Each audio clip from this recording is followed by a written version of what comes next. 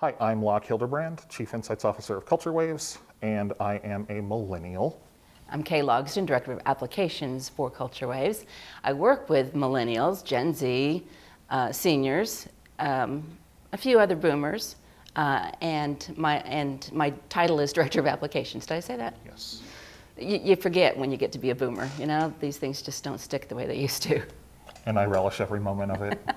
Anyway, we're here to talk about generations in the workplace, how they're changing, and really what's going on from a generational perspective of the world around us. When millennials first entered the workplace, the expectation they brought with them was that the workplace needed to be designed for them. They were not coming to fit in, they were coming to change it. Here we go. And that meant places like, early tech companies had ping pong tables and foosball and Those stupid scooters. yeah, all those segways, all those things that that my age group and older began to think that's what we needed to attract a younger workforce. It didn't actually work out all that great, but it did. That doesn't mean that millennials still don't think the workplace has to be designed for them. How do you think millennials fit into the workplace? Okay, I think that this is a double-edged sword because I don't want to speak for younger millennials because if people haven't noticed, there is a vast difference between older millennials and younger millennials in their behavior. Like I'm kind of on the borderline between millennial and Generation X, which means I get to be entitled and jaded at the same time, versus sort of that younger mindset that is very much continuously connected millennial mindset that a lot of people use as the stereotype. And I think that there has to be a divide marked there. But here I thought I was just having a good influence on you. Well, you never know, maybe. But I think that it's interesting to look at millennials in the workplace, especially as we're aging and kind of realizing, we have to become adults at some point. Because for me, I look at this concept of 9 to 5, and the work we do is very sort of creative intensive. You don't magically show up at 9 o'clock in the morning and I'm suddenly creative. That doesn't necessarily work all the time. And I think that that's a big thing that has to be kind of thought out and addressed, is that even though we're kind of living in still that traditional workspace environment from ours, people's heads aren't there anymore because we're always connected and we're always, sort of moving on, whether we're on a mobile device or on a computer. Our heads are always sort of scattered and moving around to where essentially we're rambling. But some of that comes down to what kind of work environment you're in. That's true. Because certain workplaces require you to be there from 8 to 5, and you have a half hour off for lunch or whatever. Creative environments have more flexibility. And honestly, the workplace across America in the last few years, last 10, 15 years maybe, has changed dramatically to allow more flexibility. Some of that's with remote workers, some of that's with flexible hours, and certainly some of the child care and some of the benefits for working parents have changed that work schedule as well. And whenever you start thinking about millennials, you have to also realize now we are growing up, we're having families. Reluctantly. And there's a reason that I get why you say that, because we are the generation that is basically being pandered nostalgia 24/7.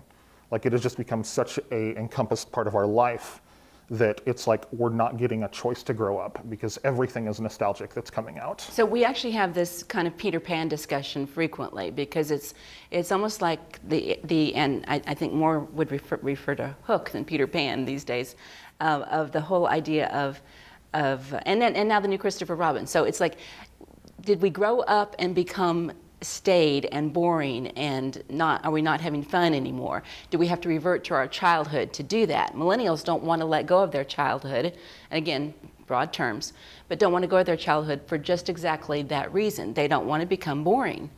And they think that if they grow up, then they have settled, right? Yeah, no, it's fair. And I think the same thing is why the workplace has changed and turned around so much, is that idea of settling. There's a sort of wall between settling down and settling for less, and people aren't able to clearly distinguish between the two of those.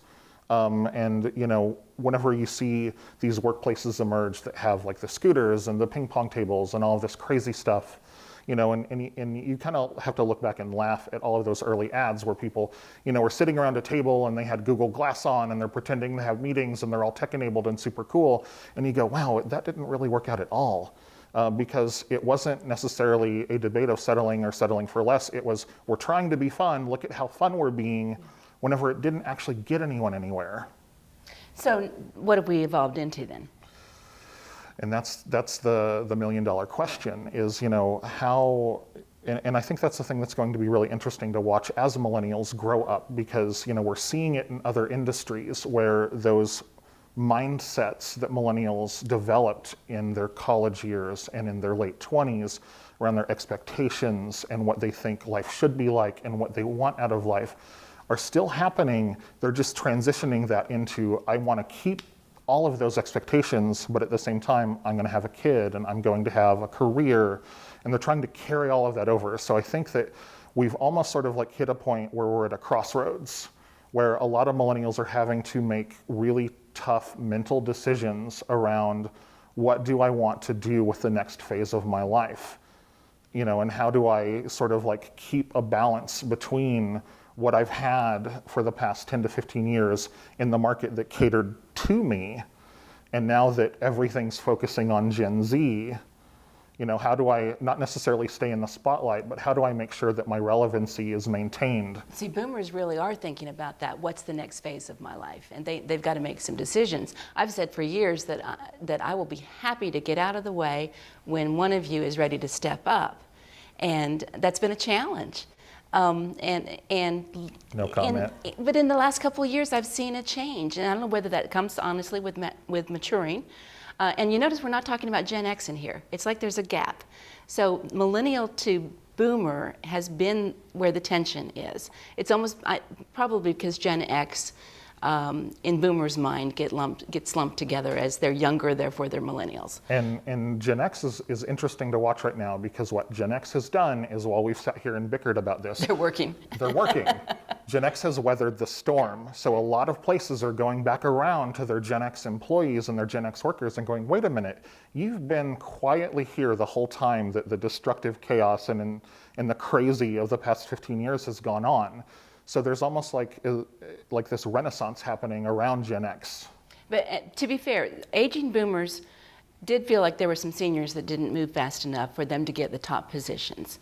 I think we're seeing a little bit of that now between millennial, Gen X, and boomer, or among those three generations of where people want to go. So if boomers are honest, there's probably a little bit of jealousy that they couldn't hang on to some of the fun spirit of their workplace in the way that millennials have been able to. Well, and the thing that I mean, this shocks me, because I've been here for 13 years now, and a lot of my friends have a job for a year, and they don't look at career ladders. There's no longer a ladder to them. They just jump categories to get higher. And they have a job for a year, and then they jump and they go to a higher paying position at another corporation, sometimes another category. And that's kind of the mentality right now, is that it's just, if you can't move up where you are, or you don't feel like you're moving up, you just jump categories. And it's completely acceptable now. And that's even shocking for me to go, wow, you've only been at like 10 different places for a year, but yet you say you have 10 experiences in the workplace. Mm-hmm. But there's a difference in the generations. My generation, it wasn't acceptable to move around. When I changed jobs after 11 years, it was like, how dare you? Are you sure you want to do this? And so there's a lot of things to talk about. Career laddering is another whole topic, but we've talked enough for right now. I think we'll probably come back to millennials at some point, because there's a wealth of information about them. But stick with us for future episodes as we talk about generations in the workplace.